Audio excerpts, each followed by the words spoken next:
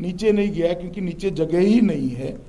2020 में वो 1% पर भी रहा है, बहुत बड़ा अचीवमेंट है क्योंकि नीचे कोई आंकड़ा ही नहीं बचा है। पीएससी के लिए राष्ट्रीय मानांकों की दृष्टि से पब्लिक हेल्थ प्राथमिक स्वास्थ्य केंद्र में 58% कम है। सीएससी कम्युनिटी हेल्थ सेंटर, इसमें 36% की कमी है।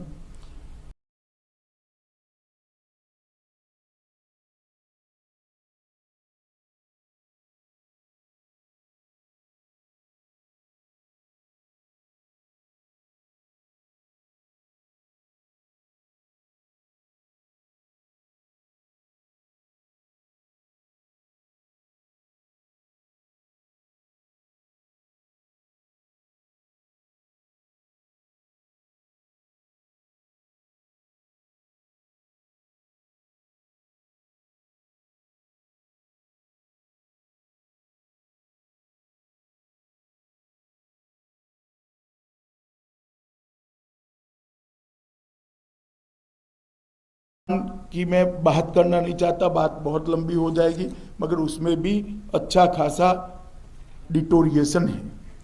शहरी विकास में जो हमने ग्रांट भेजी है उसका भी खर्चा नहीं हो पा रहा है। शिक्षा के अंदर 90% प्राथमिक स्कूलों में डेस्क नहीं है। लगभग 30% से ज़्यादा स्कूलों में पर्याप्त क्लासरूम नहीं है। 10% स्कूलों में इलेक्ट्रिसिटी कनेक्शन नहीं है। 56% स्कूलों में टॉयलेट नहीं है।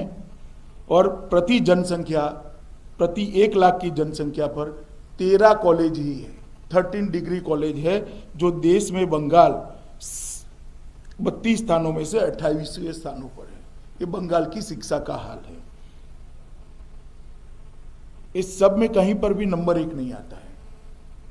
टोलबाजी करने में नंबर 1 है, भ्रष्टाचार में नंबर 1 है, परिवारवाद चलाने में नंबर 1 है, हिंसा करने में नंबर 1 है, बम धमाकों में नंबर 1 है, कार्यकर्ताओं की हत्या कराने में नंबर 1 है।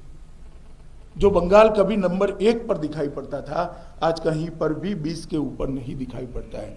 जहां तक कृषि का सवाल है, मोदी जी ने देश के लगभग 10 करोड़ किसानों को 95,000 करोड़ रुपया की सहायता विगत 1.5 साल के अंदर दी है।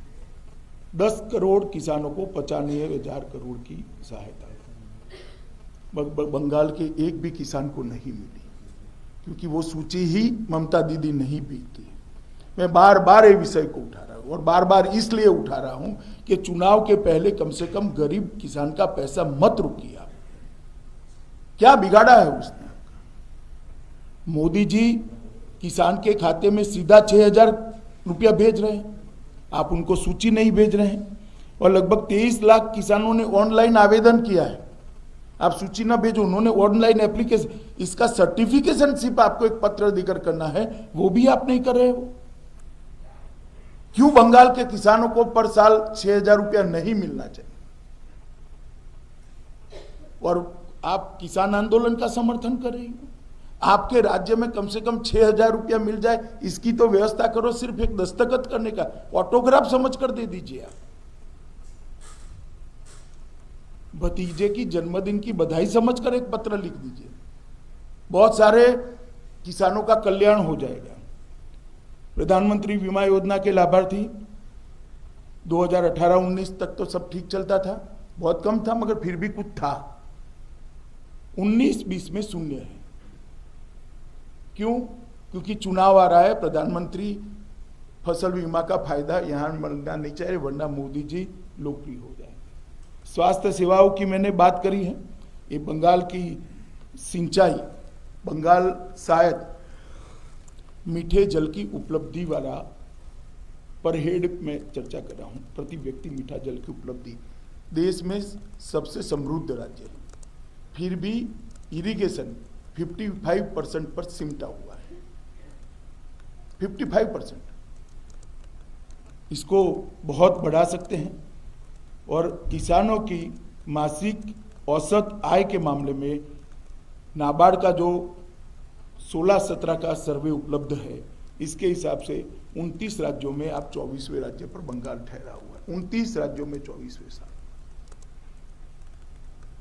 तो सुजलाम सुफलाम भूमि मानी जाती थी। इस सफल सरकार का जो दावा करे, इसलिए मुझे ये सब बताना, न करते तो शायद मैं भी न बताता, मगर मैं बंगाल की जनता को आज बताने आया हूं कि हर क्षेत्र के अंदर क्या हुआ है। स्वास्थ्य के 5 लाख रुपए हर गरीब को मिलते हैं।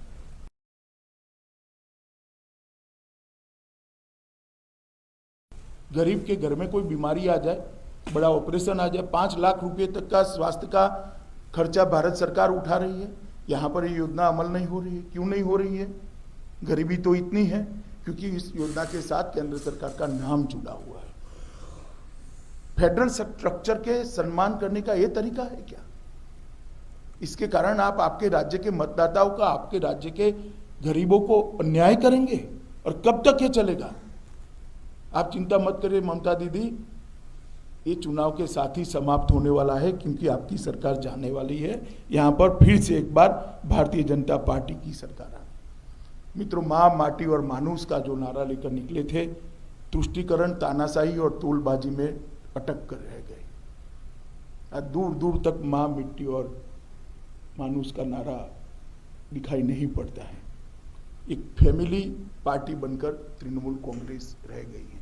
10 करोड़ बंगाल की जनता की चिंता करने बजाय मेरे भतीजे की चिंता कर कर उसको एक बार मुख्यमंत्री बना देते हैं तो बहुत बड़ा बंगाल का उद्धार हो जाएगा। ये थियरी पर जब राज्य की मुखिया चलती है तो इसी प्रकार के परिणाम आते हैं। गत प्रेस कॉन्फ्रेंस में भी मैंने कहा था कि 3 खतरनाक ट्रेंड भारत की राजनीति में बंगाल ने सेट किए हैं। एडमिनिस्ट्रेशन का संपूर्ण राजनीतिकरण कर दिया गया है, राजनीति का संपूर्ण अपराधीकरण कर दिया गया है, और भ्रष्टाचार को इंस्टीट्यूशनलाइज कर दिया गया है। ये तीनों ट्रेंड लोकतंत्र के लिए और जनता के लिए बहुत खतरनाक है। अतः मैं बंगाल की जनता को करबद्ध निवेदन भारतीय जनता पार्टी की ओर से करता हूं कि हमारे कार्यकर्ता एक परिवर्तन का अभियान लेकर चले, आनो अन्याय का एक अभियान लेकर चले हैं। आप कृपया इनके साथ जुड़िए, परिवर्तन करने में हमारी सहायता करिए। नरेंद्र मोदी को आपका आशीर्वाद दीजिए और बंगाल को सोनार बांग्ला बनाने का हमारा जो अभियान है उसमें आप लोग हमारे साथ जुड़िए। विकास के मुद्दे पर मैंने आज इसलिए कॉन्सेंट्रेट करा है कि ममता दीदी ने अभी बहुत थ्रस्ट दिया था कि हमारे यहाँ बहुत अच्छा चल रहा है। अब मैं कहाँ से आता हूँ, मैं कैसा दिखता हूँ, ये सब बातों में जाए बगैर इस सारी चीज़ों का जवाब मैं मानता हूँ तृणमूल कांग्रेस ने बंगाल की जनता को देना चाहिए। मुद्दे से ध्यान भटकाने का प्रयास नहीं करना चाहिए। और फिर से एक बार बंगाल की जनता को मैं इतना ही भरोसा दिलाना चाहता हूँ कि चाहे हमारे कार्यकर्ताओं पर कितने जानलेवा हमले हो, हमारे अध्यक्ष जी पर कितना भी बड़ा हमला हो, बंगाल के भले के लिए भारतीय जनता पार्टी अपने ये अभियान से 1 इंच भी पीछे हटने वाली नहीं है। ये हमारा कमिटमेंट है और हम एक अच्छे शासन देने का बंगाल की जनता को वादा करते हैं। धन्यवाद। अब आप सवाल पूछ सकते हैं। कौन करेगा?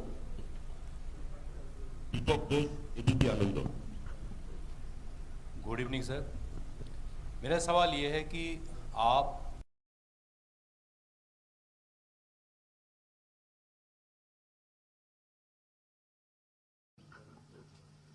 Good evening sir. मेरा सवाल ये है कि आप नड्डा जी, कैलाश जी जैसे केंद्रीय नेता जिनका प्रत्यक्ष जोग है हमारी बंगाल की राजनीति के साथ, आपके नामों के साथ एक शब्द जुड़ा गया है सत्तारूढ़ पार्टी के द्वारा, यह है बोहिरागतो, मतलब आउटसाइडर। आरोप यह है कि बंगाल की अंदरूनी राजनीतिक मामले में आप दखल अंदाजी कर रहे हैं। इसको लेकर आपका टिप्पणी क्या है? ममता दीदी जब कांग्रेस में थी और इंदिरा जी यहां आती थी तो क्या कहती थी? वो बंगाल की अंदरूनी राजनीति में आंतरिक दखल थी क्या? जब वो कांग्रेस में थी और प्रणव दा आते थे या नरसिम्हा राव आते थे तो वो क्या कहती थी? और ये मंच पर आपको स्वपन दा, राहुल जी, दिलीप घोष, समीक दा कोई नहीं दिखाई पड़ता है। मैं बंगाल की जनता को कहना चाहता हूं, ये भ्रांति फैलाने का प्रयास है। ममता दीदी, आपको हराने के लिए किसी को दिल्ली से आने की जरूरत नहीं है। आपके सामने भी बंगाल का धरती पुत्र खड़ा रहेगा, आपके सामने ही भी बंगाल का ही आदमी लड़ेगा, और आने वाला मुख्यमंत्री भी बंगाल की मिट्टी का ही मुख्यमंत्री हम बंगाल को देने जा रहे हैं। राष्ट्रीय दलों की संकल्पना शायद उनकी मेमोरी लॉस हो गई है, वो खुद राष्ट्रीय दल का मेंबर रही, और आप इस प्रकार के देश की कल्पना ममता दीदी आप चाहती हैं जहां एक राज्य के व्यक्ति दूसरे राज्य में ना आ जाए? इस प्रकार का देश चाहते हैं? इतनी कंजर्वेटिव सोच बंगाल के अंदर नहीं स्वीकार होगी दीदी, आप कितना भी हो हल्ला करो। बंगाल खुले मन के लोगों का प्रदेश है, संकीर्ण लोगों का प्रदेश नहीं है। कृष्ण कुमार दास, प्रतिदिन।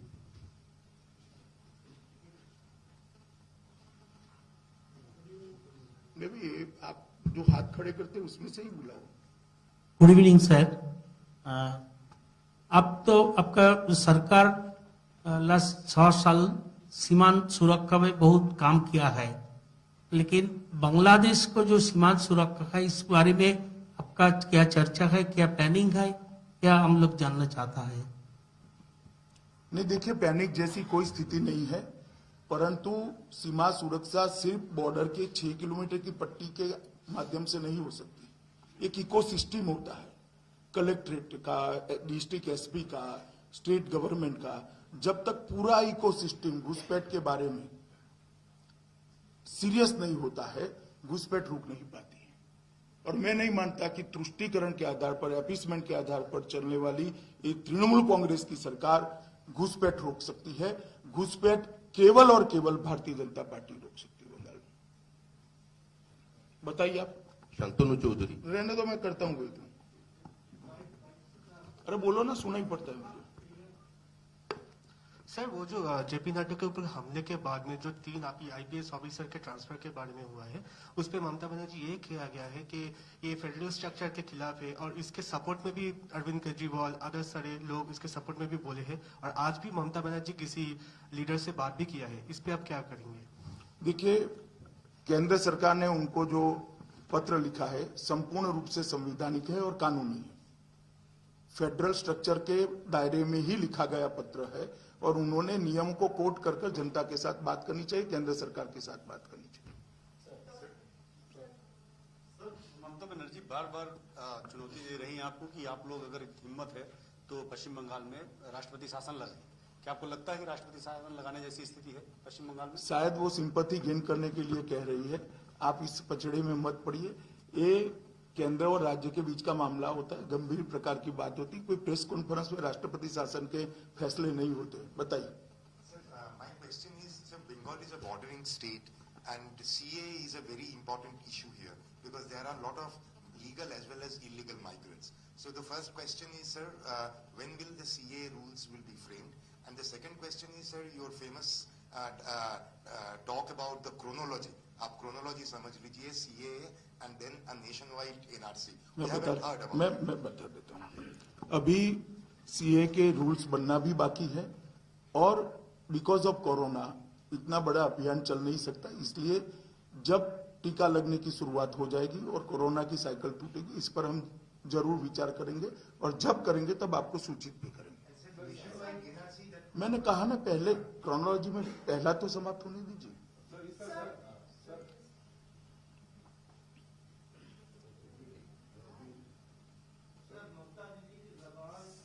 एक मिनट भैया, बोलो, सुनाई पड़ता है।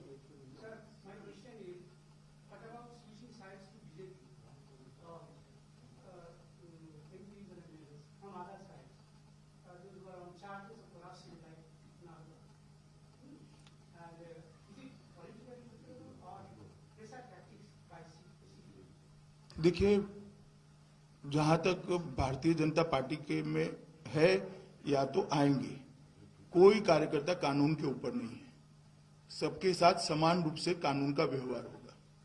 भारतीय जनता पार्टी में ज्वाइन करने से कानून के मर्यादा के कोई ऊपर नहीं उठता है, इसको इस दृष्टि से नहीं देखना चाहिए। सर, तृणमूल अभी भाजपा के नए चेहरे हैं, तो सर आप लोगों को फर्क कैसे समझाएंगे? देखिए, भारतीय जनता पार्टी बहुत पुरानी पार्टी है और तृणमूल कांग्रेस में सवाल नेतृत्व के अप्रोच का है। मैं मानता हूं सबके भतीजे राजनीति में नहीं है, आप मेरी बात समझ पाते होंगे। लीडरशिप के अप्रोच का है और भारतीय जनता पार्टी की संस्कृति में परिवारवाद है ही नहीं, भ्रष्टाचार है ही नहीं, ना टोलबाजी करने की संस्कृति है।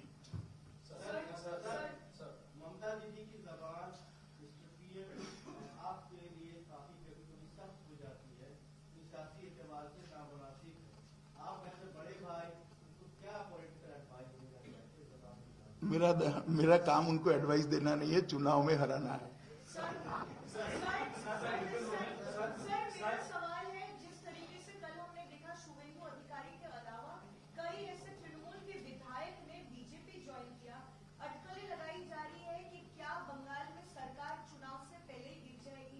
हमारा ऐसा कोई प्रयास नहीं है। ममता दीदी अपना कॉन्स्टिट्यूशनल आयुष्य उनकी सरकार पूरा करे, हमारी बहुत शुभकामनाएं हैं उनको। सर मैं टीवी लाइन फार्मेश दिल्ली से। सर मेरे दो सवाल हैं। पहला, आप मिदनापुर से लेकर देवभूमि तक कल 2 दिन में रहे हैं और आपने यहाँ की भीड़ के बाद सभा किया यहाँ पे। इस भीड़ से आप बंगाल के मूड का क्या आकलन करते हैं? सवाल नंबर 2 है सर कि पिछली बार के चुनाव में भी आप लोगों ने बहुत मेहनत की, आप बंगाल को एक लंबे अरसे से देख रहे हैं। पिछली बार आपको सकारात्मक परिणाम नहीं मिले थे, इस बार किस परिणाम की अपेक्षा कर रहे हैं और ये आंकड़ा कहां जाकर? मैंने कहा ना, हम 200 से ज्यादा सीट जीतेंगे और पूर्ण बहुमत की भारतीय जनता पार्टी के। ऐसा जी बोलिए।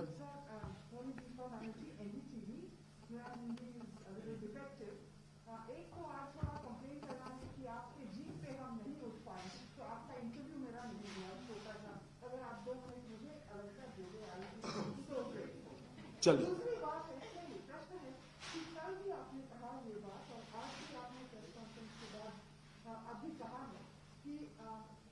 पश्चिम बंगाल का जो मुख्यमंत्री होगा वो भूमिपुत्र होगा, ये आपने कहा जब शुभेंदु ज्वाइन कर गए और ममता बनर्जी जैसे। नहीं, ऐसा नहीं है। एक मिनट, आप ममता जी को ज्यादा मिलती है, आपका भी थोड़ा मेमोरी लॉस होने लगा है। मैंने कई बार कहा है, इसको इस प्रकार के आकलन में मत। मैं समझ रहा हूं आपका आशय भी समझ रहा हूं, क्वेश्चन को भी समझ रहा हूं, इस प्रकार से मत जोड़िए। भूमिपुत्र बहुत सारे हैं, मैंने किसी के नाम के लिए नहीं कहा है।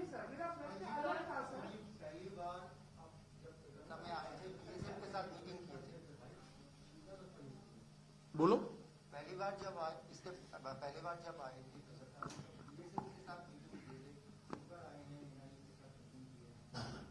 मुर्शिदाबाद से अभी तक जो टेररिस्ट के मामले में अरेस्ट हुआ है एनआईए ने अरेस्ट किया है, इसके बारे में कोई चर्चा करेंगे आप? ना, ऐसी चर्चाएं सार्वजनिक रूप से नहीं होती है।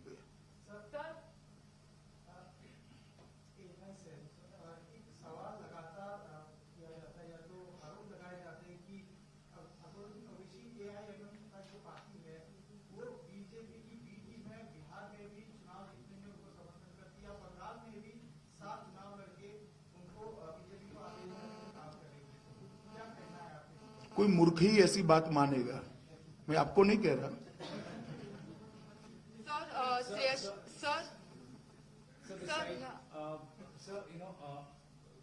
Mamata Banerjee is saying that she has been raising the voice on behalf of the farmers. Farmers की जो क्राइसिस है देश में है, और वो कह रही है कि farmers के लिए वो आवाज उठा रही है, इसीलिए बीजेपी उनका आवाज दफनाने के लिए इलेक्शन कैंपेन में इस अग्रेसिवनेस दिखा रहा है। सर, सवाल है कि farmers protest का सीन क्या है, क्या वो पॉलिटिकल बन चुका है? और दूसरा है, आप कैसे ममता बनर्जी का जो देखिए, फार्मर की आवाज ये है कि दीदी हमें 6,000 रुपया दे दो, जो उनको सुनाई नहीं पड़ती है। आप जरा बता दीजिए उनको। और दूसरा, एग्रेसिव कैंपेन करने के लिए उनको इतना क्यों डरना चाहिए? हर पार्टी को अधिकार है अपना कैंपेन करने का, वो भी करें, हम कहां ना बोलते हैं। कोई पार्टी पॉलिटिकल कैंपेन इनके खिलाफ नहीं कर सकती, ये कहां की सोच है? हर पार्टी ने करना चाहिए, आप भी करो भाई। कांग्रेस भी कर सकती है, कम्युनिस्ट पार्टी भी कर सकती है, हम कैंपेन भी ना करें। मैं नहीं मानता है लोकतंत्र की भावनाओं के अनुरूप। पीछे सर, एक बात यहाँ की मुख्यमंत्री हमेशा कहती है कि जैसे भाजपा की जो सरकार है दिल्ली में वो चुनी गई है, वैसे इनकी भी सरकार चुनी गई है जनता की ओर से, लेकिन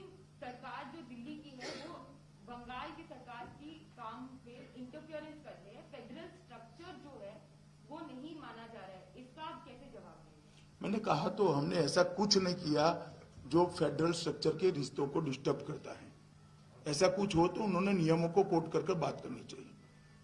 पल्लवी, जो आप जब परिवर्तन की बात कर रहे थे आप स्पीच में, आपने कहा कि लोगों के पास आप जब जाते हैं आप कहते हैं कि नरेंद्र मोदी को वोट कीजिए और परिवर्तन लाइए, इस बार उनको चांस दीजिए। फिर आप कहते हैं कि जो सीएम होगा भाजपा का वो इसी भूमि से होगा। क्या इलेक्शन से पहले हम मान सकते हैं कि आप अनाउंस कर देंगे एक नेम जिसके नाम पर फिर वोट गिरे? अगर तय हो जाएगा तो अनाउंस कर देंगे। पार्लियामेंट्री बॉडीज के निर्णय करता है, मैं व्यक्तिगत तौर पर नहीं कर सकता। पीटीआई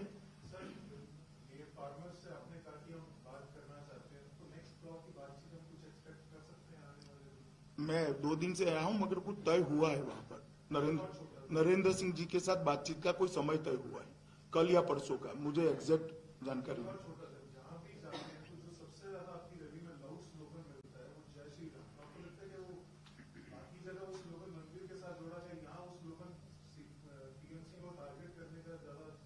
नहीं, ये देखिए, स्लोगन कोई नेता या पार्टी नहीं बना सकती, जनता बनाती है, और ये सवाल आपने जनता को पूछना चाहिए।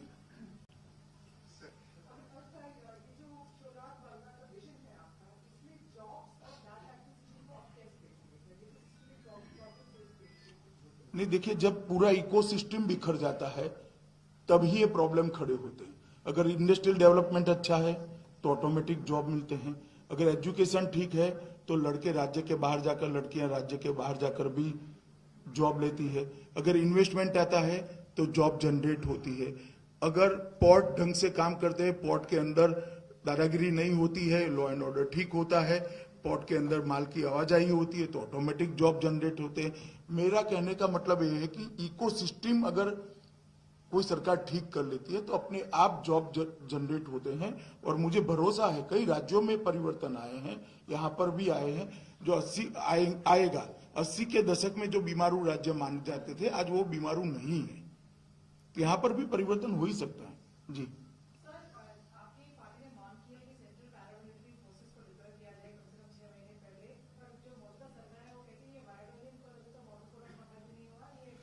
ये निर्णय चुनाव आयोग को करना होता है। हमारी पार्टी ने चुनाव आयोग से ही मांग करी है, निर्णय चुनाव आयोग ने देना है, मैं जवाब नहीं दे सकता इसका।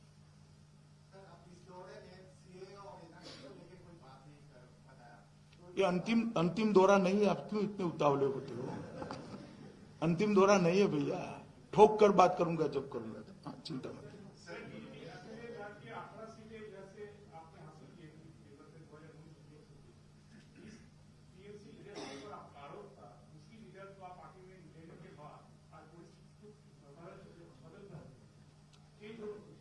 देखिए, मैंने पहले भी कहा कि भारतीय जनता पार्टी में नेतृत्व जो है वो अगर ठीक है तो किसी भी प्रकार की गलत चीजें चल नहीं सकती हैं, ये हम मानते हैं।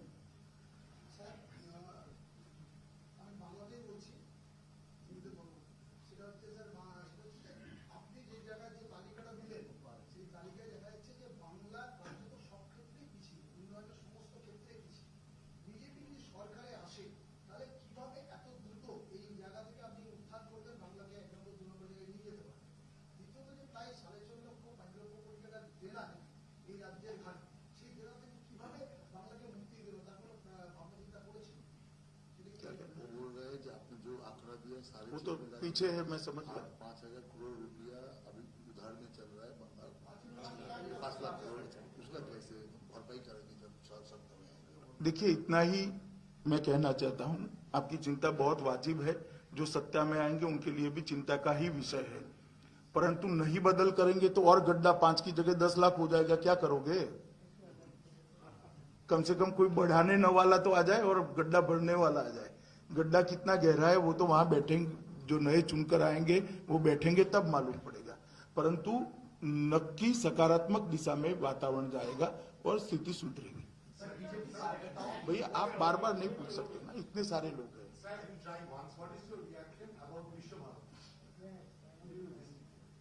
इसमें रिएक्शन क्या है? देश का हर नागरिक विश्व भारती में मौका मिले तब जाना चाहिए। मैं भी गया, बहुत अच्छा लगा, मन को शांति मिली, आत्मा को शांति मिली, और गुरुदेव टैगोर को श्रद्धांजलि देकर देते बहुत अच्छा लगा। हो गया ना आपका भी हो गया पीछे। एक जो फाइट अभी चल रही है वेस्ट बंगाल के अंदर टीएमसी वर्सेस बीजेपी, कांग्रेस को किस तरीके से देखते हैं? क्योंकि कांग्रेस राहुल गांधी प्रियंका गांधी शेड्यूल प्लान है कि रैली भी करेंगे, उतरेंगे, लेफ्ट को एक प्रपोजल भी भेजा हुआ, तो उनको अपोजिशन पार्टी जो एक साथ आती है नहीं, सबने अच्छे से चुनाव लड़ना चाहिए, अच्छे माहौल में चुनाव लड़ना चाहिए। चलिए, धन्यवाद आप सभी का, बहुत बहुत धन्यवाद।